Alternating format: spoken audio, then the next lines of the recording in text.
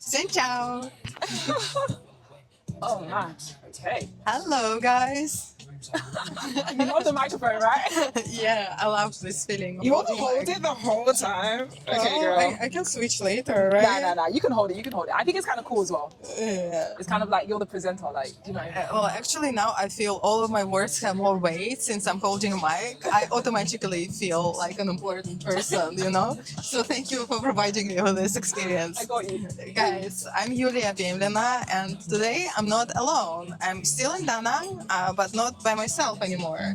And all of these thanks to Rachelle. Hi guys. Rachelle, can you guess where she comes from? I will give you some tips. She comes from an Anglo-Saxon country. She, giveaway, I think.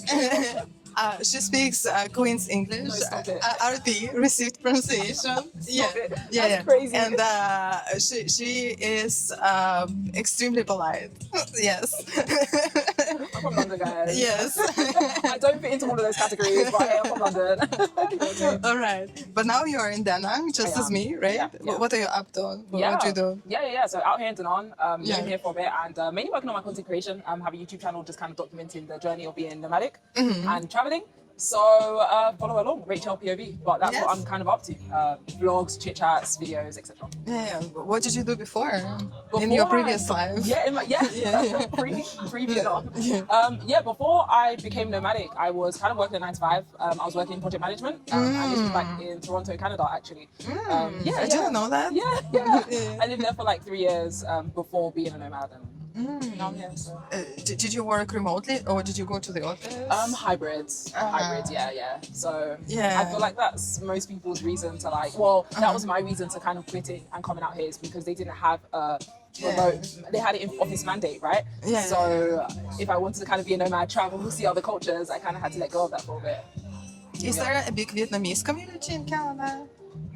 No, not to my knowledge. That's a good question, actually. Yeah, not to my knowledge. Yeah. I've met way more Vietnamese people in London than Canada. And I think in Germany. Germany. Yeah. There's a Vietnamese community. I think so. I mean, I'm not sure. Well, that was like a sound of fork landing. Yes. It means that our interview is going to be just unbreakable. So yeah, just if you Viet Q, you know, they're called Viet Q. I may mispronounce this word, but Viet Q are basically overseas Vietnamese, Vietnamese guys, second generation immigrants who were born abroad in Western countries, but who are now coming back home. So a lot of these folks that I meet, they come either from Canada or from Germany. Interesting. But maybe that's a coincidence. I haven't done research, so these figures could be like not representative of the whole population. But yeah, it's interesting. Awesome. Right. So today our topic is being a digital nomad, leading a digital nomad life, and we are going to cover a speaking plan that my students cover on weekly basis, which consists of pretty much doing 3 things. I think you know, guys. If you're regular ones, if you follow me, you know. First, we're reading a text. Second, we do a gap fill exercise with new vocabulary. And after that, my favorite part is that we like actually discuss what all of this was about, you know? There is not that much point in doing exercises if you never get to speak. Right. Okay. Digital nomad life. Before we get started, could you give us a little bit more of background? How long have you been a digital nomad yourself? And is it your first time being a digital nomad? Yeah. So context. I quit my job back in last year, May 2025. That was last year. So for the past 9-10 months-ish, I've been nomadic. Me and my husband, we've been traveling around, hopping to different continents, different countries. Have stayed put in Vietnam for the past 4 months or so, just because love it so much. So come here, guys, this is where it's at. And yeah, essentially we've just been taking time to dive into our creative passions and just kind of experience life outside of the workforce, outside of the workplace, outside of 9 to 5, and just kind of have a period of exploration, you know? Exploration of the world, exploration of like yourself. What kind of content does your husband create? He's a writer. Yeah. So he writes personal stories on his blog as well. If you want to check it out, stretchinspire.com. And yeah, and that's the vibe. Cool. All right. So you do have some experience on the topic that we are going to discuss, and Yeah. that makes it even more interesting. Yeah. You remember last time I was discussing AI band with a musician, so today I'm discussing digital nomad life with a professional digital nomad. Yes. All right. So thing number one, we are going to read a text that we are going to discuss later on. Would you like to get started? Can you see it all right? Yeah, I can see it. All right. We're going to take turns to read the text out loud. Okay, Let's awesome. do it. Okay, can you highlight what I'm supposed to? Oh, you just start from the beginning, and when you are tired, you We'll make a swap over. pause. Yeah. And I will Okay. pick it up. Okay, awesome. So history Yeah. of creation. Yeah. Okay. So we are speaking about DNL, Digital Nomad List. That's the website, and I will also leave the link in the description so you can check it out later. All right. Okay, awesome. So the Yeah. Digital Nomad List. Yeah. So history of creation. So it was founded in 2014 by Pieter Levels, a Dutch entrepreneur and digital nomad. It was built as a side project while Pieter was traveling and coding in Southeast Asia. It started as a simple Google spreadsheet listing the best cities for remote workers and evolved into a fully fledged platform with crowdsourcing data on cost of living, internet speed, visa requirements, and nomad-friendly amenities. I love that. Right. What is a full-fledged platform? How would you explain this word? Full-fledged platform. Yeah. Established platform, Yeah. a comprehensive platform, something that's quite built up. With lots of features, Detail. right? Yeah. Okay, 2014, so that's how many years? It's been around for 12 years, years, right? yeah. 12 years. So it has stood the test of time. And Pieter Levels, you can check his account on X and on YouTube. He's an interesting figure. We're going to read about him a bit later as well. Awesome. So let's get to the functionality of DNL, Digital Nomad List. The first one, city rankings. It rates cities based on factors like cost, internet speed, safety, and social life. So you can check it out if you are just starting, thinking about becoming a digital nomad. You can see how all these cities popular among digital nomads, how they rank. This second point is nomad community. It allows remote workers to connect, share tips, and meet up. Well, that's useful. Maybe I need to use this feature myself. I use just the first one, but not the second one. The third one is visa and remote work guides. Yes, provides updated info on digital nomad visas and tax policies. Super useful. Job board features remote job listings. That's important. And the membership model is free access to basic info and paid membership up to $100 per year for full data. Okay, so that was the functionality of DNL. What's next? Awesome. So we've got the user base. Yeah. So about 100,000 plus registered users. That's estimated figure. The profile of users is mostly tech workers, freelancers, and entrepreneurs, ages 25 to 40. Okay, I'm on this category. Yeah, right, I'll take it. Strong presence in Southeast Asia, Europe, and Latin America. I feel like that's where everybody usually solo travels and becomes nomads anyway, so it makes sense. Okay. Yeah, go for it. Okay, Digital Nomad List updates. Yeah, it's been around for 12 years, so let's check more recent info. Okay, AI-powered recommendations, of course. DNL has integrated AI-driven city matching beta mode to suggest destinations based on user preferences, for example, budget or weather or nightlife. The second update, a partnership with Safety Wing. Okay, so Safety Wing is quite a well-known insurance firm. Have you heard about it? I haven't heard about it, actually. Okay. Expanded insurance offerings for nomads, including co-working space discounts and emergency medical coverage. Well, actually, I don't have an insurance now, to be honest. Medical care is very easy to access in Vietnam. Right, out-of-pocket expenses are very low compared to what we used to back then. If you have no like pre-existing health conditions, like I don't know if I should be promoting no insurance, but you know, use your own discretion. Yes, new Nomad Passport feature, a verified profile system like LinkedIn for nomads to help users network and find travel buddies. Okay, I like this one. I like gathering information on people. I'm one of those weirdos. When I exchange contacts, WhatsApp contacts, I insist on getting last name.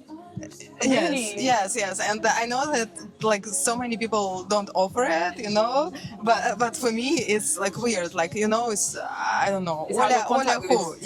So that your contact list is structured first name, surname. So this Nomad Passport makes me personally very happy.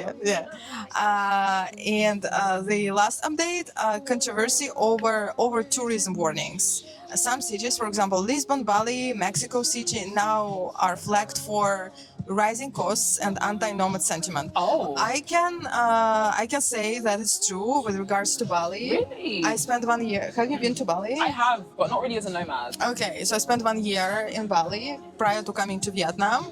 And one of the reasons, I had 3 reasons to leave, and one of them was that it was increasingly difficult to do border runs. Oh. So many questions at the border. Oh, so that's what they Yes. mean by anti-nomad sentiment. Like they're stopping people from just casually staying. Yes, yes, How yes. long's the original visa? Like how long can you stay there on one visa run? Like it could be 90 days or 3 months. Okay. Yeah, depending on the type of visa you get. Okay. Yeah. So they are Okay. quite protective of local labor and people not paying taxes. So yes, Fair. lots of checks. Fair Okay. So what's next?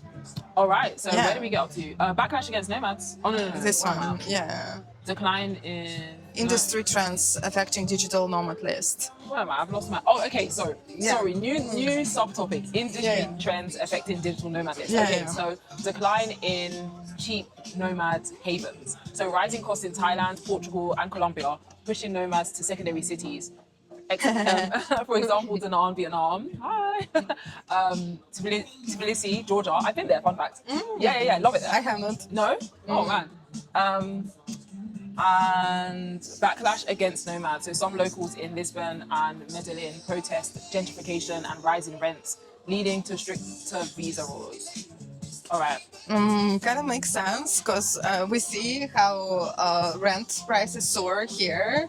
And I think many locals are pushed out of nice areas because they cannot afford renting apartments anymore. Honestly, it's actually fair enough. Like even in regards to going back to like nomad sentiment, I just feel like as Westerners, sometimes people are I watched your video on ethical traveling. Yeah. Yeah. Oh, thanks for supporting. Let's link it. Let's link it Yeah, down below. yeah. Check it Yeah, out. yeah, yeah. Ethical travel. But we like as Westerners can be a bit entitled to these cheap countries and being like, rent should be like cost nothing. We should be able to be there for a year and have no repercussions, or things should be super cheap or whatever it may be. And it's like, but that's not how it is back home. Back in the States, back in Europe, back in America, like they have these provisions in place and we don't complain about it. So when other maybe developing countries like Thailand, Vietnam, whatever it may be, want to put up these provisions in place, it's not our job as a foreigner or an outsider to tell them no. It sucks a bit because it's like, maybe we have benefited from being able to come to the countries, but then we just have to find a new way to follow their like regulations. Do you know what I mean? Places like Da Nang, as they said, like a lot of people end up pivoting to coming to Da Nang because other places have tightened their restrictions. Vietnam, sorry. It's like they're more open to nomadic life. Like you can do visa runs, border runs. You can go come back. Yeah. And it's like for them, for now, yeah. And for them, for the country, they've decided that that's a benefit for them. Like we bring money, we bring tourism, we bring like a kind of boost in the economy, if you may. Do you know what I mean? So it's like they've decided that this is a positive, but until it turns into a negative for the country, and they've decided that this isn't beneficial for the country anymore, then they can change that rule. And we have to adhere to So it. you see, we're quite passionate about the subject. Yes. Yeah, people. It's a bit of a tricky one. People have different. Yeah. Okay, so let us get to. We're still at the first part. We're still reading the text, and I remind you after that we'll do a vocabulary exercise and actually discuss the questions below. Okay, boom. So the last part of the text is about Pieter Levels. That's the founder of this DNL, Digital Nomad List, that we read about before. Let's quickly cover his biography and achievements. Pieter Levels was born in the Netherlands, studied artificial intelligence, but dropped out. And he's a self-taught entrepreneur who advocates for bootstrapping, no VC funding. His income and business units, they are quite impressive. He did manage to generate quite a bit of MRR, monthly recurring revenue, about 300,000 grand USD per month. Okay, and so he does have a right to his opinions, I guess. So let's see, he has some interesting thoughts on depression and traveling. He's quite open about mental health struggles, despite this kind of perfect nomad image that you may see on Instagram. And Pieter says that traveling does not cure depression. loneliness and instability can even worsen depression, you know, because you can see some influencers claiming on Instagram that you just need to shake off your stress away by traveling, leave your woes behind. Well, It's not simple as that. exactly. Another thought that Peter holds is that he advocates for slow travel, routines, and community to stay balanced. Okay, what's next? All right, so catchiest sayings and opinions. So startups don't die, they commit suicide. Ah, okay. I'll carry on. We'll chat. VC funding is a treadmill to nowhere. What is a treadmill? Treadmill. Yeah. How would you describe a treadmill? You're kind of walking in the same place. Yeah. How would you describe a treadmill? Well, it's kind of like an equipment in the gym, right? You know this equipment where you run? Like if you're not a big fan of running outside because there is no AC or too many cars, you go and use treadmill in the gym. So that's the equipment where you just kind of run and run and run, but you are in the same spot. Essentially, yeah. So you can use the word treadmill either literally to describe this tool, this equipment, or Figuratively. yes, yeah, okay. Public feud with Airbnb. Criticize their nomad unfriendly policies. For example, high fees, unreliable Wi-Fi, urging nomads to use alternatives like nomad stays or co-living spaces. I see. Twitter X clashes, argued that digital nomad visas are a scam, claiming most are just PR stunts by governments. Oh, that's interesting. Called out fake nomad influencers for promoting unsustainable lifestyles. You know what, yeah? Watch out. Are we going to provide a list below? Are you going to call out people? Stop. Okay, guys, if you know any fake nomad influencers, please drop a comment. I want to know. Okay. All right. The last bit about Peter's private life. A quick reminder, Peter is the founder of Digital Nomad List. Minimalist lifestyle, owns almost nothing and lives from a backpack. I wouldn't be able to do that. I like my dresses. Yes. Long-term relationship with his girlfriend, also a nomad. Oh, that's cool. Controversially opinionated. On Twitter, criticizes woke culture, Silicon Valley, and traditional work. Well, traditional work is like basically 9 to 5. Basically. Yes. Silicon Valley is all the startups and VCs, all the like hype bubbles, right? That burst, and then we find out that lots of startups were not like actually startups. And what is woke culture? Woke culture. So it's just kind of, I suppose, people being, how would you describe it? Politically correct, trying very hard to be politically correct. Yeah, and woke is kind of like they're awake. They call themselves awake, right? I never thought of it like that. Good breakdown. Yeah. Okay, controversial opinionated. That means that he has opinions that not everyone agrees with, right? Controversial opinions. Awesome, guys. Well done. Well done for watching. You've covered the first part. We have read the whole text. Let me remind you the 10 phrases that I'm singling out for us to use today.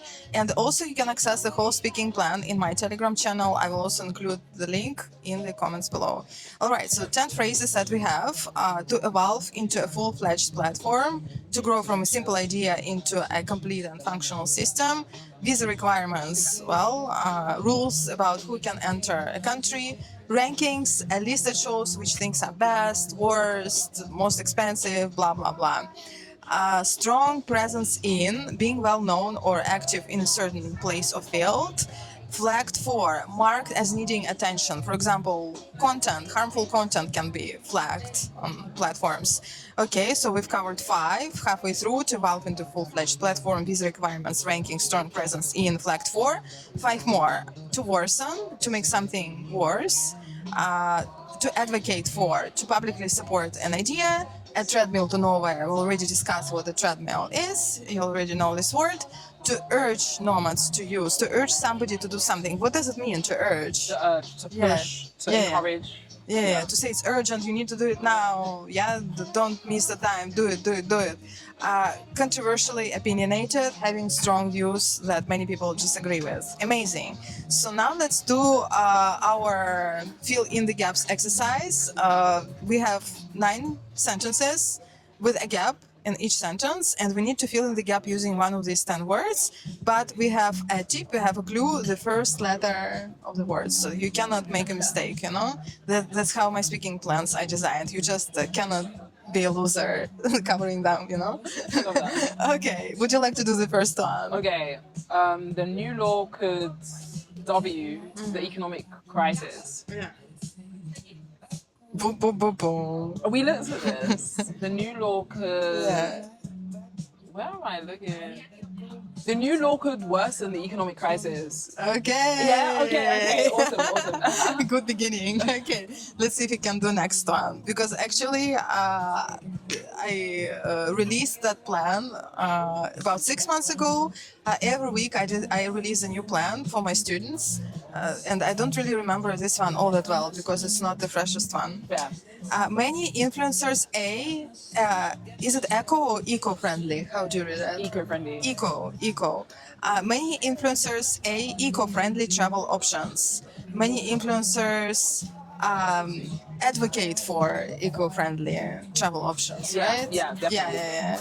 Actually, when I lived in Bali, many travelers helped locals to collect plastic rubbish from the shore. It's very nice. Lovely. Yeah. That's nice. I like that. In Da Nang, usually beaches are much cleaner than in Bali. Yeah. Not as much plastic waste Yeah. here. Big I see problem that. on Bali. Yeah. I see that. Shall I do next one? So the startup hopes to within 5 years. The startup hopes to expand within 5 years. To expand, that's a nice one, but we need to use one of the phrases from the list. Evolve in the next 5 years. Okay, Yes, similar. to evolve into a full-fledged platform. Okay, there we go. Yeah. All right. Awesome. Is it like a bird that becomes full-fledged as it grows, right? With feathers? Oh, I think so. Yeah? Yeah. Can you think of Example. Yeah, like a little chicken. When it's born, it doesn't have any feathers. Yeah. But as it grows, It starts to yeah, evolve. Yeah. becomes full-fledged. Yeah. Cool. All right. Boom. Number 4. His comments were so that they caused a debate online. Oh, that's easy. His comments were so controversially opinionated that they caused a debate. All right. The country has strict visa. The country has strict V for long-term visitors. The country has strict visa Requirements for long-term visitors. Yeah. Yes. The United States of America. Woo! Got the call out. Yeah. Okay, which number do the next 6? The company was F fraud after an investigation. Was flagged for fraud. All right. Okay. Without real career growth, this job is just a T. Without real career growth, this job is just a treadmill to nowhere. Right. Yeah, we talked about that. The universities have dropped this year. The universities' rankings have dropped this year. Tech giants have a S, the global market. Yeah. Tech giants have a, what is that one? Oh, a strong presence in the global market. Okay. Yes. Which tech giant has strong presence in Vietnam? What do you think? Which tech giant? Yeah. Has a strong presence in Vietnam? Yeah. I don't know. I think OpenAI. You know when I realized that. I'm so used to using Google Translator, speaking to locals. Yeah. And I started noticing that some of the waiters, instead of Google Translators, they use ChatGPT for translation. And that's when it hit me. Okay. Oh, AI is like really okay. Yeah. I didn't think about using chat for translate. Yeah. Fair enough. Okie dokie, guys. We have done 2 things. We have read a text. Was it difficult? No, it was good. I enjoyed it. I learned. Then we have done an exercise, so we have done all the hard work, and now we can actually share our opinions. Awesome. Yes. Let's pick a question that we want to start discussing with regards to the topic. All right, I wanna start with the second one. Rachel, what's your stereotypical opinion of a digital nomad? What kind of a person pops up to your mind? Okay. Yeah, Stereotypical digital nomad. okay, Yeah, stereotypical digital nomad, in my opinion. Let me yeah, think. Somebody, I think my opinion prior to being a digital nomad and my opinion after being a digital nomad is different. Really? Yeah, yeah, yeah. Oh, I wanna know. I feel like before, I kind of looked at it as I didn't really have an opinion of a digital nomad. A stereotypical person, I just thought that I didn't. How do I say? I thought, yeah, maybe they're a business owner or something. I thought it was pretty impossible to be a digital nomad. I was just like, oh, they're probably just like laying on a beach somewhere all day. Like I didn't really have an opinion of their personality. It just seemed so far from my reality that I was like, okay, they're doing that. Can relate to that. Do you know what I mean? Yeah. But now after doing it, my opinion of a digital nomad is my first opinion that comes to mind is their mindset. Like essentially, like they have the mindset of wanting to think and be outside of the box, Right. outside of what society tells you Rebels, to do. right? Yeah, if you like, Rebellious people. rebellious, and just doesn't play it safe because digital nomad life is far from safe. Yeah. Do you know what I mean? Values experiences over things. Yeah, I think that's what comes to mind. Yeah. Same. yourself? Same. Yeah. When I lived in Russia and was checking out all these perfect pictures, images on a sandy beach, with lots of palms, you have an idea that it's for the selected few, for ultra rich. But when you come here, you see Just another. normal people. Yeah. We're just normal people. We Yeah, just yeah. decided this is what the life we want to live, Yeah, and yeah. found a way to make it happen. Yeah. True. You know what I mean? Yeah. Would you like to help me choose a question that you would like Yes, to let's discuss? chat. Yeah. Okay, so. Yeah. Ooh. Okay, so do you think big city life changes, such as becoming a digital nomad, help shake off a mental bad state, such as depression, or not? That's number 4, right? Yeah. Gotcha. So yeah, just to recap, do you think making a big change like being a digital nomad just shakes off depression? essentially? Okay. Let me start from far. I will start sharing my experiences living abroad, not as a digital nomad. Actually, before becoming a digital nomad, I did have a few internships abroad. I did a Fulbright scholarship in the United States. Then I did another internship teaching in France. I would not call this being a digital nomad because I had offline presence in those countries. B, I was a part of a program with limited duration, and there was lots of scaffolding. Right now, I'm on my own. It's up to me to decide what my routine looks like. Yada. But when I did those programs, there was a schedule. There were things that I had to do. Yeah. Right. So that's why I was not a digital nomad. Yeah. But still, it was somewhere different. life abroad experience, right? Away from my culture, away from my first language, surrounded by new people. So it's kind of hello, kind of similar in that way. And I'll tell you that, well, my first experience was living in France, and I was a fourth-year university student doing an internship there. And to be honest, what brought me to move, to go outside, was that I was kind of a bit depressed, lots of complaints about my hometown, the university, and I wanted to run away from all of this and experience something different. So yes, I hoped to shake all of this off.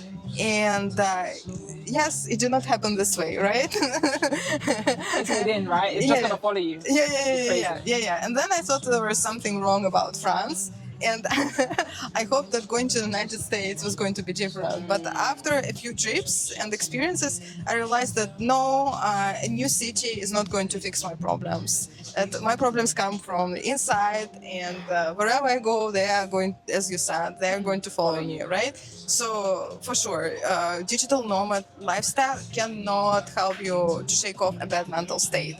But having said that, still, you know, when you come to a new place, it's an opportunity to get a fresh start. And maybe there are some routines, well, if they are not deeply rooted, but some superficial patterns, like maybe you're used to eating bad food, junk food, because it's next to your place and it's just easy to get the hamburger there because it's a 5 minute walk. And you come to a new place and there is no that hamburger place within the walking distance. So you can start like these patterns from scratch. And on a superficial level, yes, it's a good chance to reboot your system and implement some new habits. Start going to swimming pool because it's next to you, right? Right. But yeah. So it's a good chance, and some old things just fall off, and you realize that they are not a deep part of you, and they are easy to get rid of. But there are other deeply rooted patterns that do not fall off this way. Yeah, I agree. Yeah. No, thanks for sharing. I can definitely relate to that. Definitely relate. It's like, yeah, it is within. I feel like it's like kind of 80%, 20%. 80% within, which is the bulk of how you're feeling. Maybe if you're in a depression, an anxious state, it's kind of within. No external environment is really going to shift that. But 20% in the sense that like it could help alleviate some symptoms of your like depression and whatnot. Do you know what I mean? Like being somewhere where just a change of environment. Period. Maybe it might be being away from your traumas back home. Maybe it may be, as you said, being somewhere where health is more promoted and you have more access to kind of health stores where you can buy more healthy food, or places where you can go for walks, or do you know what I mean? There were places where you can go for. When I lived in the United States, I gained weight so much, and it seemed to me that I was eating all the same, you know? Yeah. It's the quality of the food, right? It was crazy. I guess the sugar was added pretty much everywhere, even in milk. Yeah. It is kind of crazy. So you gotta watch out for those things. So I think it's definitely hybrid, but heavily on the inside. So what do you think you did like to help alleviate your depression that you felt back home when you did move to like France the first time you moved out of the country? That was internal. Do you know what I mean? And not external. Well, the first time around I did not cope, so I kind of just stuck out, went through the program, but I can't say that I changed much. But I guess after my third trip, the realization came. Wow. Yeah, and then, actually, I did a master's in psychology because I wanted to understand myself better. I've never worked as a psychologist and I don't want to, but that was kind of like my hobby, you know, and it helped me to understand my own mind a little bit better. Yeah. Oh, that's beautiful. Okay, so it takes experience. It takes like, you kind of have to be in it to learn from it. I guess so, yeah. Unfortunately, but essentially if you didn't have those experiences of going to France and going to these other places where you kind of still felt the same internally and mentally, you wouldn't have learned, oh, this is what I actually need to do to help like, you know, improve my quality of life and well-being and whatnot, you know? So. Yeah, because I used to complain about people around me too much. Wow. Yeah, it's a tough realization when you realize like it's you. It starts with you. Like literally, we like to kind of externally blame and stuff like that. We've all been there. We all probably fall into it now, but the key is just catching yourself and being like, wait, hold on. How can I change the way I look at the situation? True. Okay. All right. I would like to discuss. I would like to discuss just one more final question with you. Let's chat. This one, number 5. Which one or two things caught your attention the most about the text that we read? Let's take a minute to review, right? Because we have been chatting for a while. Let's refresh. So we've read this text about Digital Nomad List, this website, which is apparently a useful resource for digital nomads. And we read about its creator, Pieter Levels, his biography, controversial opinions. So what do you think? What caught your attention the most? There's something that did catch my attention, actually. Let me try and see if I can bring it up. 2 seconds. Yeah. Okay, let's talk about... Okay, oh my God. Okay, digital nomad visas are a scam. That's what I'm claiming, that most digital nomads visas are just a PR stunt by the government. So is this Pieter that said that essentially? So he's the one that kind of tweeted this on Twitter. And he his argued opinion. this, all right? How? Okay, I kind of just want to dive into it. I don't know. What are your thoughts, or what angle do you think he's coming from? Like, you know? I'm not sure, but let's start with the definition. A digital nomad visa, what is it? It's not a tourist visa that we are on. It's a different type of visa that gives you a right to be in the country for longer, usually 1 year or 2 years. and it's a bit harder to get than ours. You need to prove certain things. It varies from country to country, but it could be either the fact that you have stable employment, or the fact that you have a certain amount of money in your bank account, right? Yeah. It could be police background check. Yeah. It could be your medical history. So basically, you prove that you are a decent person and you have a right that your presence is beneficial to the country. Yeah. And then you don't have to do all these border runs all that often, right? Yeah. So digital nomad visa is a scam, argues Peter. Why this could be a thing? Why could it be a scam?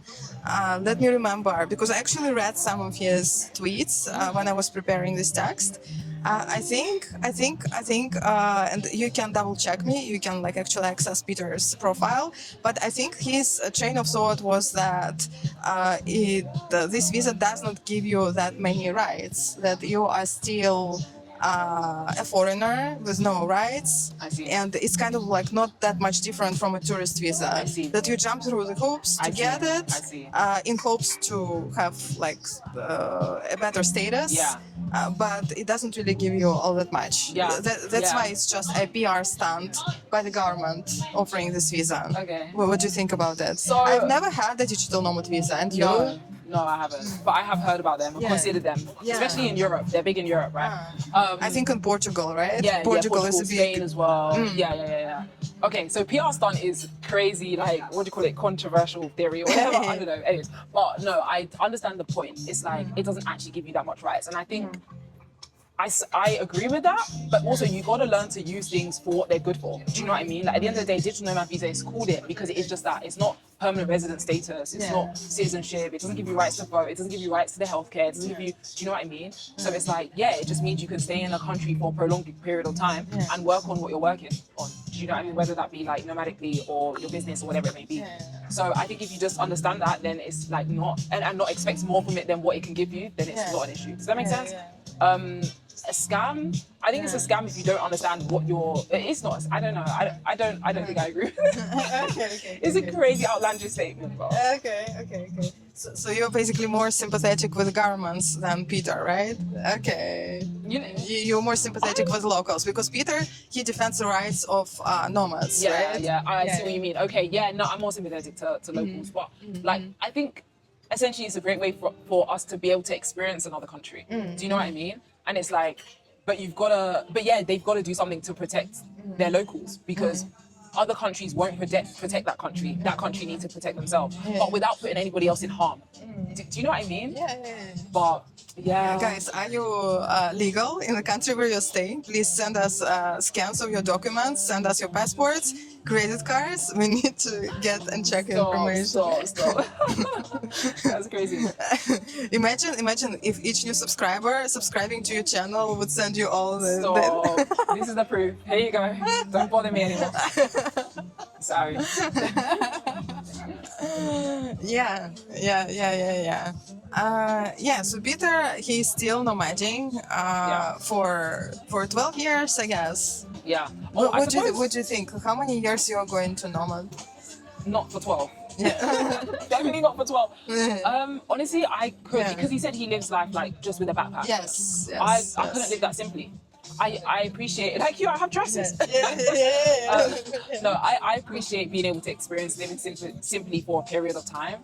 I don't think it's sustainable for like myself personally to do so for an elongated period of time, but there are elements of living simply that I want to curate and integrate into like a life with a home base and a settled life. Does that make sense? Like for example, not leading into overconsumption. For example, I don't know, maybe looking into a capsule wardrobe instead of a new outfit for everything. Like, do you know what I mean? So there's aspects of it I want to integrate into my life, but I don't. So I'm learning a lot from this period, but I don't think I can do it for more than like a year or two, personally. But what's your next country going to be? That's a good question. You know, I'm not sure. It's so up in the air right now. Definitely still Southeast Asia. But you know how things go when you're on the road, like things change so much. Sometimes you don't know tomorrow's plans, let alone next month or next country's You meet plans. someone, you have a conversation, you're inspired by an idea. And then all of a sudden you're in a country. Like, I wasn't even supposed to be in Vietnam. It's because we were in Thailand, and then we're talking to people and everyone's talking about how like great Da Nang is, Vietnam, and we're like, oh my god, like let's go check it out. And now we've been here for 4 months, so you gotta flow with it. Awesome, awesome. What about yourself? What's your next country? Oh, I'm staying here for a while. Yeah, this is your stomping ground. Yeah. I love that. I love that. Beautiful place to be. All right, guys, that was our chat with Rachelle. Thank you so much for watching it. Well done. You have boosted your English by listening to us, reading a text, doing an exercise together, and covering discussion points. Awesome. Thank you, Yulia, for having me on. Thank you guys for watching and listening. I appreciate it. This has been fun. Ciao, ciao. Have a good one. Bye, guys. We did it. I love that. Yay. I think it was nice. That was really good, actually. Let me go and switch all this stuff up. No, that was amazing. You did great. How was holding the mic? I know you loved it.